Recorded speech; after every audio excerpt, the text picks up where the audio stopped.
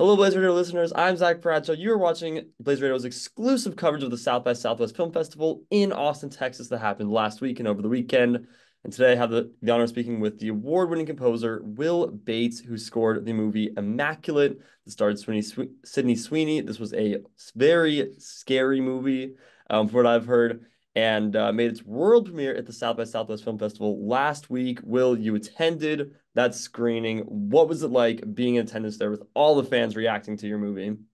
It was it was amazing. It was a kind of out of body experience. It's always weird watching these things with other people, having spent so much time in isolation, and we get so focused on the minutiae and the technicalities, and then kind of having a breath and watching the big picture with a really rowdy crowd, which it was. It was awesome. It was like a rock concert. It was just like people were screaming, people were laughing, people were reacting in the way that you can only dream of, honestly, as filmmakers. So it reminded me that ultimately this movie is just really good fun. It's a lot of other things, but bottom line, it's a riot. It's an experience.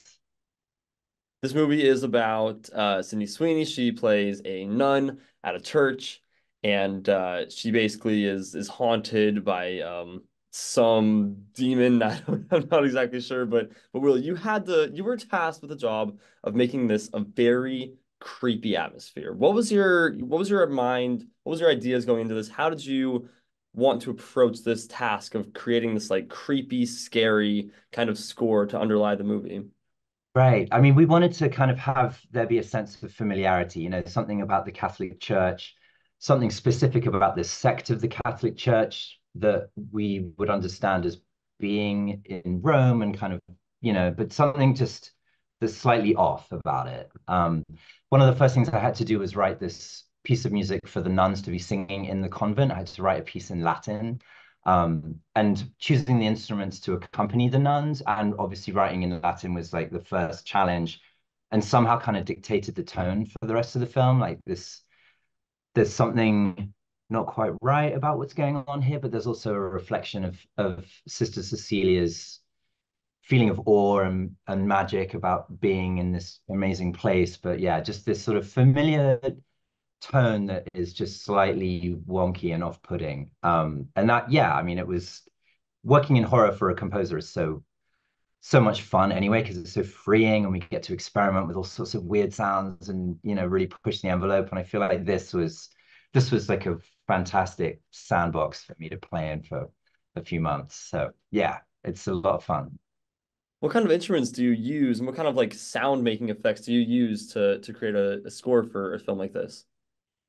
I mean, it's really kind of across the gambit. We wanted to have this feeling of it being kind of ancient, as if this little corner of the church has been sort of untouched by time to some extent.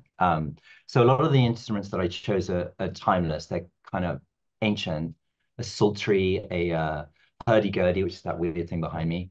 Um, all sorts of strange zithers. I have a Hungarian zither that I wrote most of the melodies on. A choir was involved. I went to an estate sale with my wife and bought this very haunted piano that was about to be chainsawed to pieces. Unless I had rescued it from this estate sale. This thing's called a square grand, and it's like it's right before they learned how to make pianos go vertical, like an upright piano. It's from the 19th century, and its soundboards are like horizontal on top of each other and really good for like picking and scraping and hitting with mallets and like putting ebows on them, which is normally for a guitar, but I did it with this thing. I had a piano tuner come and look at this thing. He's like, this piano belongs in a museum. This is amazing, but you should never try and tune it because it will break. And it's completely out of tune. It sounds terrifying. And the whole like first act of the movie is just that piano just being kind of abused. Yeah, it's pretty crazy. Side note, that piano used to belong to General Phineas Banning, who's the guy that like designed Long Beach. He designed like the original LA Port Authority, I guess. And I told this to Mohan, the director, and he texted me back like, "When did you do all this recording?" I'm like, "Yesterday." He's like, "Dude, that was General Phineas Banning's birthday. That's weird." So yeah, there's some spookiness going on with this piano. So anyway, it's interesting. Oh my gosh. There's like a scary underline, a story of like how you made the music in the scary movie. That's crazy. Yeah, now I'm kind of stuck with this piano too, it's just sitting in my garage because it's a beast. It's like the size of a small car, and I just don't. I've been like assigned its well-being, like I feel like I can never get rid of this thing, but at the same time, this piano is so connected with Immaculate, I can't ever use it again on anything else, just you touch the key on it, it's like, oh yeah, that's Sydney's piano. Like there's no way that's going on anything. So we'll see what the future holds for that thing. Sydney's piano, known for no, known for terrifying people in the theater, I bet, huh? Right. That's Totally. so funny. So, I mean, how did you, I mean, obviously you've done this before. You've been a composer for plenty of different movies before, but how did you get involved with this one, with Immaculate? I had worked with Mike on another movie that also had Sydney in it called The Voyeurs, and that was a couple of years ago. And that was a very different process. I came on towards the end of post-production. The movie was more or less finished in terms of its editing and whatnot. And that was a more of a traditional process. And Mike and I really hit it off. And I just got this sense of he's such a generous filmmaker. He has this ability to put everybody in a very comfortable place, and everybody seems to do their best work. Everybody who works with him just becomes a disciple of his, essentially. And then, when this came across his desk, and when Sydney basically asked him to be involved in this movie, he asked me, and yeah, I'm just very honored to be along for the ride, and I'm sure that we'll be making more things together because working with him is a joy, truly.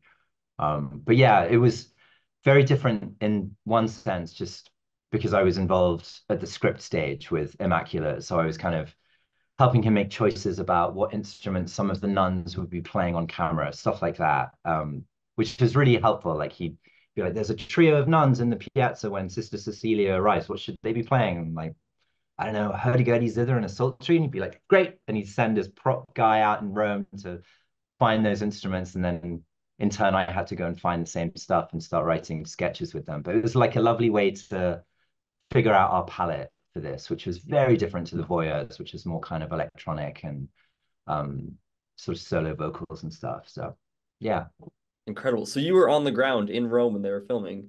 I wasn't in Rome. I was on the end of the phone. I was here, and I was basically writing stuff and then sending it to Rome, and they would like have it played on set. And so there's a few instances where they're miming to some of the stuff that I recorded. And in fact, they actually recorded the actors singing some of the pieces. One in particular called the Te Deum, which they're singing in Latin, and had to kind of dig into my high school Latin grammar. Did a lot of Googling, got some help from some friends on that one. Yeah. That's so incredible. Well, I mean, I'm sure this had to be some sort of like research involved in researching maybe like the Catholic Church or something. But how did you like think of a score to fit this theme of like nuns and of the Catholic Church and the sisterhood?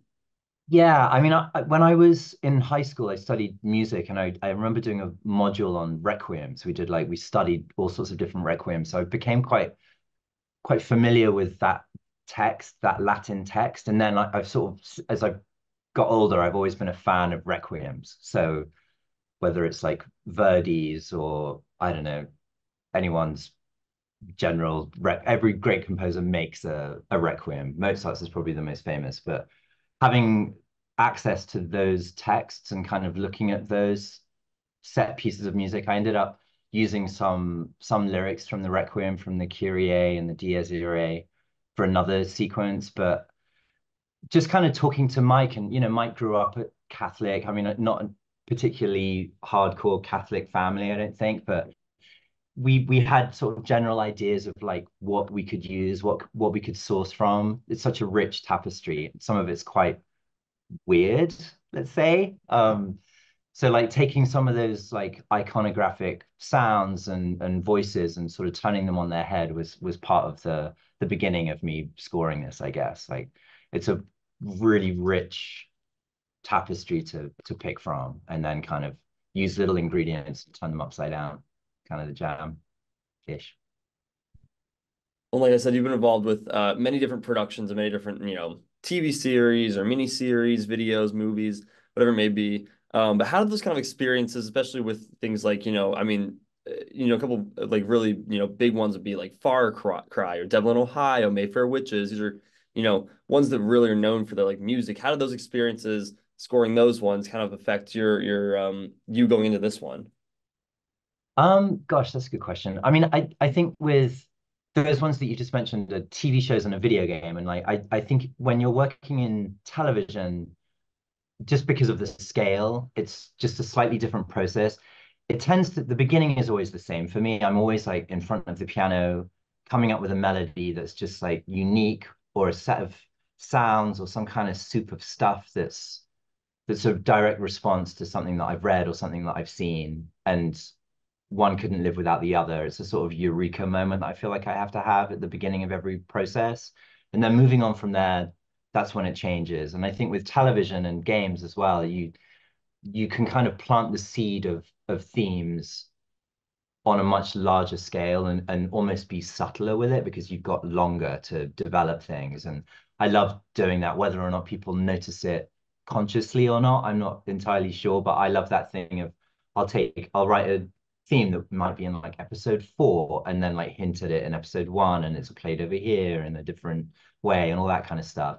With movies, I think you get to be a little bit bolder and you have to kind of make those gestures in the same way, but because there's, it's truncated, it's different, it's a slightly different way of looking at the work. And I think that for me, that's what this was as well. Like having these melodies for Cecilia as she arrives at the convent, taking those kind of that feeling of majesty and awe, and then slowly having it kind of be infected by her realization of what's really going on in this place is part of the fun of it, and like changing the context and being a you can be a little less subtle, I guess, as well, because it's horror. So That's kind of the name of the game is, making things that are very like loud, maybe in your face or just terrifying. That's like you kind of hold together the whole movie. Is there ever like, do you ever feel pressure? Like, oh my gosh, like, are you ever scared when you go into like, oh, I have this job composing, but I don't know how to do it. I kind of like, you kind of literally of hold course, the movie together. Like, is there ever any pressure with that?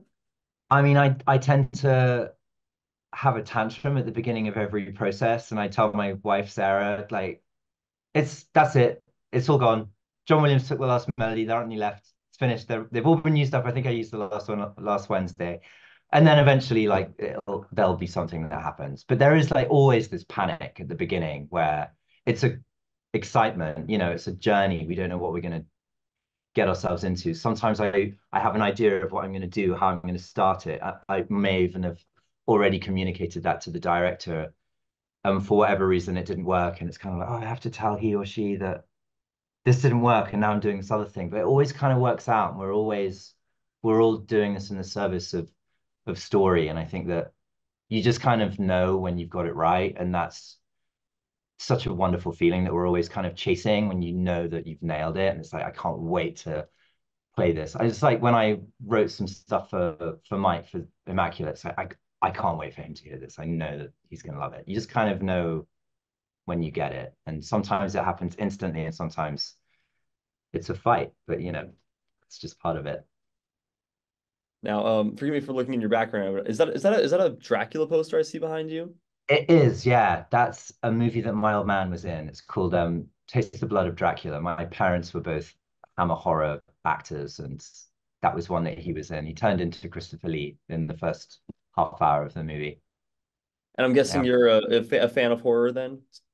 I mean, yeah, I guess so. It's like the family business. I'm not sure if it's necessarily influenced the reasons why I've ended up scoring a lot of horror. But I feel like the thing that I took away from watching my parents when I was a kid, and like, my godfather directed that, Jimmy Sangster, and he and my dad were just best friends. And the big thing that I always took away from that was just how much fun they were having. And I wanted to be part of that. It just seemed like they were just having a riot. And yeah, I don't know whether like them being horror actors necessarily made me want to score horror. I think it's just kind of a coincidence that the last few jobs I've got are all in that world, but it does seem like it's kind of the family business a little bit. Yeah, the family business of scaring people. That's like your job. It's amazing. Guess so, yeah. It's kind of That sounds silly. awesome. Well, obviously I mean, the cast of this film is just, Huge, but obviously Sydney Sweeney is like the main, big actress in this film. Did you ever like work kind of like with her to work out the score? Like, were you thinking of her in creation of this score?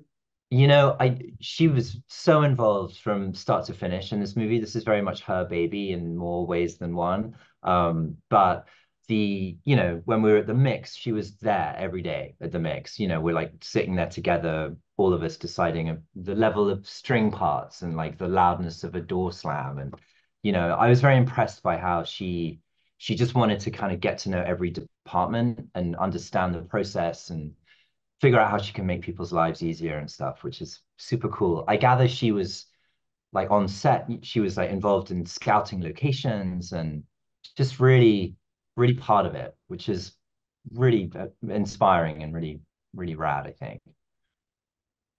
That was absolutely incredible. And again, this movie is going to be very scary. It comes out in just 4 days from today. It's on March 22nd. So very, very huge for you guys. But lastly, kind of close it up here. You have a lot of different upcoming projects. And I won't spoil them, but if you want to say a little bit about your upcoming projects for our fans. um, Sure, I have a movie that's just about to come out, which is called Blackout, directed by Larry Fessenden, that I am very proud of, very proud to be a part of, very proud to call him a good friend as well. I adore Larry, and this movie is excellent, and you must see it. I believe it's playing in some theaters in New York right now, I think, and then in LA, and then I think it goes to streaming in April. So keep an eye out.